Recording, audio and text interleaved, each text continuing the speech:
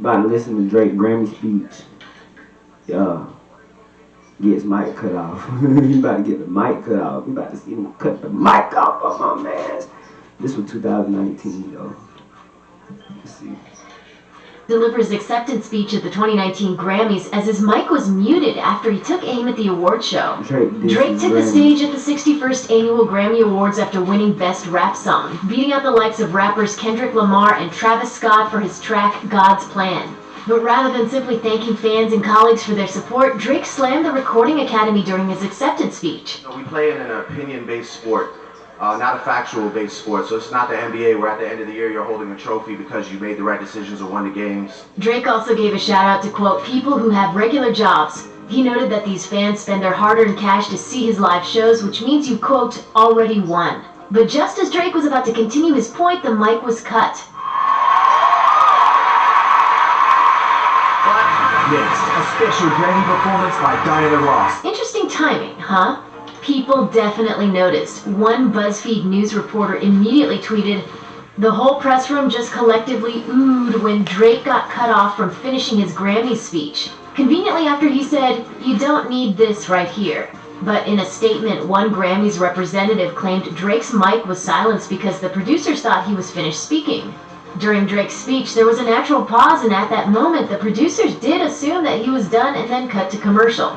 The rep also claimed producers offered to let Drake complete his speech upon realizing their mistake, but he declined.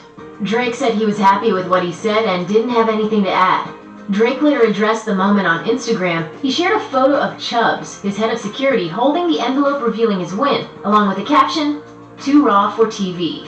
As the New York Times reports, Drake was just one of several celebs who said no to performing at the Grammys. Both Childish Gambino and Kendrick Lamar turned down offers to perform at the 2019 awards show, reportedly due to the Grammys' previous lack of recognition for the hip-hop community. Singer Ariana Grande also declined to perform at the Grammys. While she'd initially hoped to sing at the event, she later told fans she felt like her creativity and self-expression was stifled. Grammys producer Ken Ehrlich told the Associated Press that Grande pulled out of performing because she, quote, felt it was too late for her to pull something together. Grande quickly hit back on Twitter, I offered 3 different songs. In bigger news, Breakfast Club says that Wildin' Out with Nick Cannon returns. Baby, let's see. This is the Rumor Report with Angela Yee on The Breakfast Club. Well, last night, new episodes of Wildin' Out are back, and you could have watched it on VH1 last night, but you can also watch it on Fubu TV and Philo, just a FYI for everybody that's huge fans of Wildin' Out. And here is a clip of, this sounded really personal, Nick Cannon versus Trinidad James. Trinidad James, the only rapper to win a Grammy for Best Hair Braider. Nick Cannon has no Grammys. And Trinidad James has no more money. Damn, man, even if that's not true, that's funny. People believe it because Trinidad hasn't had a record since All Gold Everything. But it's good to see Wildin' Out back though. It's pretty hard to imagine TV without Wildin' Out. Some shows you just expect to see on TV, even if you don't watch them, like Wildin' Out, Ridiculousness. So salute my guy Nick Cannon.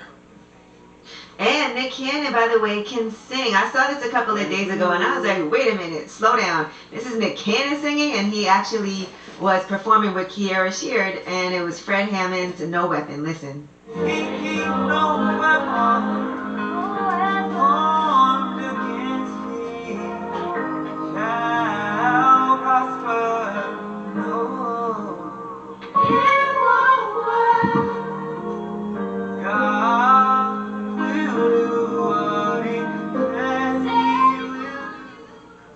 Well, upon first listen, I must say Nick Cannon absolutely sings better than he raps.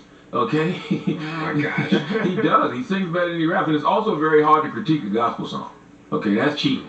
You start singing a gospel song, no weapon formed against you shall prosper. Who's going to say that's whack? It wasn't bad, though. No, it wasn't bad at all. Bad. He actually sounded decent. Sounded good. I don't know, maybe good. You said something good? He sounded, listen, God knows his heart. God knows his heart. He sounded decent, though. I thought All right, another godly person, Kanye West, just recently sold a documentary to Netflix for $30 million or maybe more. According to Billboard reports, it's a multi-part project which will feature never-before-seen footage of Kanye and material 21 years in the making. Look at God. That's dope. Yeah, there's no title for the project yet, but they said it will debut on Netflix later this year. Look at God. All right, now here's, this is a little weird to me, but the rumor is that Lamar Odom has joined Love and Hip Hop with Carly Rae. Why is that weird? And that's because there was some footage where you can see, he's standing next to Carly Rae. It looks like they're at a event, and so in the clips you can see it looks like they're there together. It was Yandy's birthday party. Yandy of DC was there. Yandy was getting that car. Mm-hmm. What did she get, a Rolls Royce as a gift? She got a Rolls Royce convertible. What about that sounds weird to you, though? Lamar Odom on Love and Hip Hop sounds about right to me. Okay. I don't know. It's just weird to me. Lamar Odom. And they just look like in the... That was kind of weak news, man. That was kind of weak. Kim Kardashian officially on the billionaire list. That might be a little bit more exciting.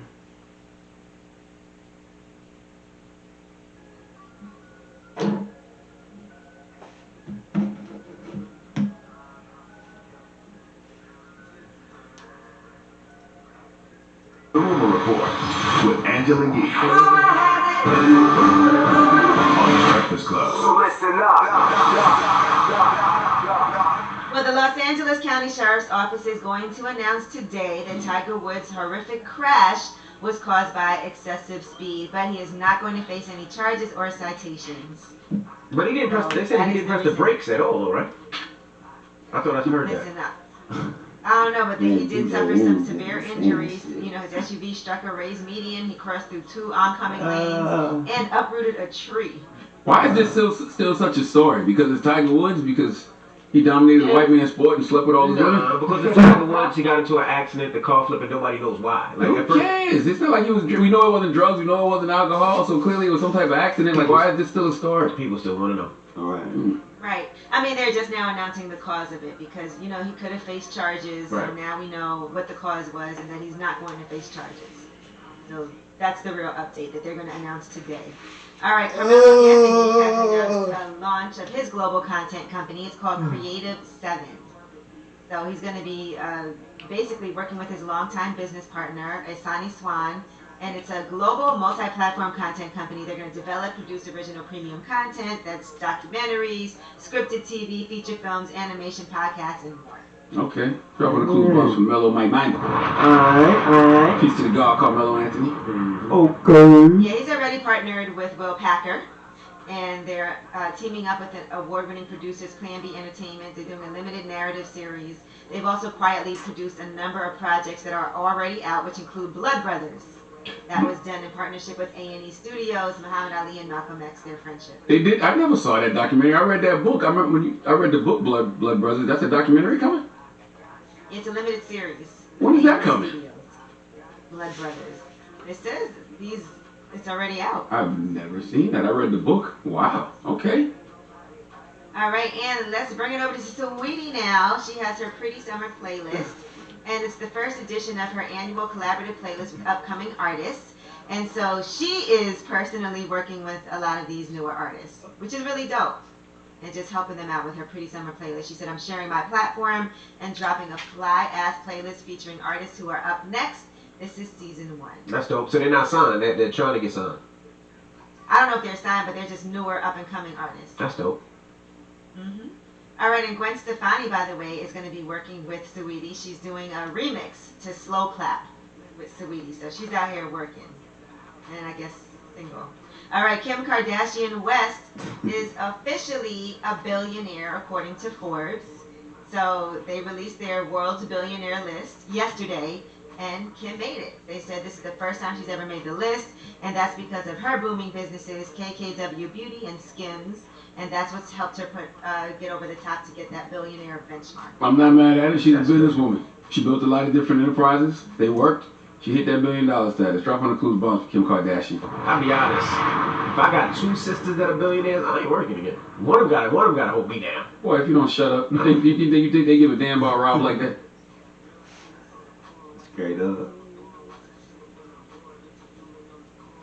Anyways, we're gonna be right back. We're gonna go ahead and we gonna dive into the billionaire list. Fuck you talking about? Cause that's what we striving for. I'm calling cash. It's 10 2 times. Make sure you subscribe.